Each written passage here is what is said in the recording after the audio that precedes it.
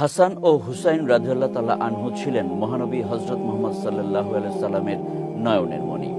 তাদের প্রতি নবীজির ভালোবাসা এতটাই গভীর ছিল যে অবসরে তাদের দুজনকে তিনি বুকে জড়িয়ে রাখতেন। এই গভীর স্নেহ ও ভালোবাসা আজও স্মরণীয় হয়ে আছে ইতিহাসের পাতায়।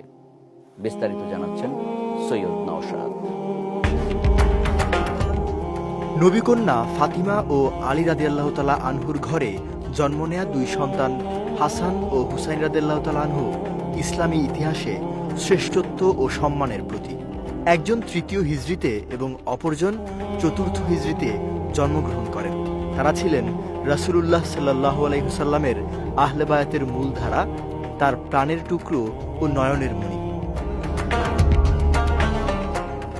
রাসূল সাল্লাল্লাহু আলাইহি ওয়াসাল্লাম তাদের প্রতি যে গভীর স্নেহ ও ভালোবাসা প্রকাশ করেছেন তা স্মরণীয় হয়ে আছে ইতিহাসের পাতায়।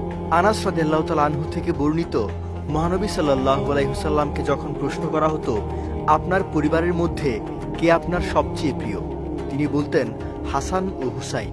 তিনি তাদের নাক টিপে দিতেন এবং আদর করে জড়িয়ে ধরতেন।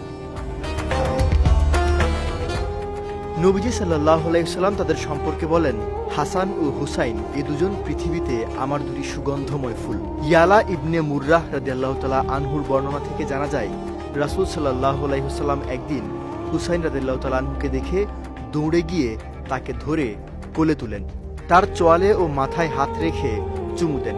তারপর বলেন, হুসাইন আমার থেকে, আমি হুসাইন থেকে।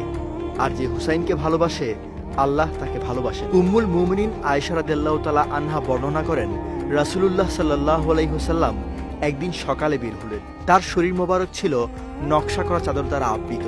তখন হাসান রাদিয়াল্লাহু তাআলা আনহু এলে নবীজি তাকে নিজের চাদরের মধ্যে শামিল করলেন। এরপর হুসাইন রাদিয়াল্লাহু তাআলা আনহু এলে তাকেও নবীজি চাদর মোবারকে জড়িয়ে নিলেন। তারপর ফাতেমা রাদিয়াল্লাহু তাআলা আনহা এলে নবী সাল্লাল্লাহু আলাইহি ওয়াসাল্লাম তাকেও চাদরের মধ্যে শামিল করে নিলেন। সর্বশেষ আলী রাদিয়াল্লাহু তাআলা আনহু এলে তাকে চাদরের ভেতর প্রবেশ করিয়ে নিলেন। অতঃপর কুরআন থেকে তিলাওয়াত করলেন যে, আল্লাহ চান, হে নবী পরিবার, তোমাদের থেকে অপবিত্রতা দূর করতে এবং তোমাদের পবিত্র রাখতে।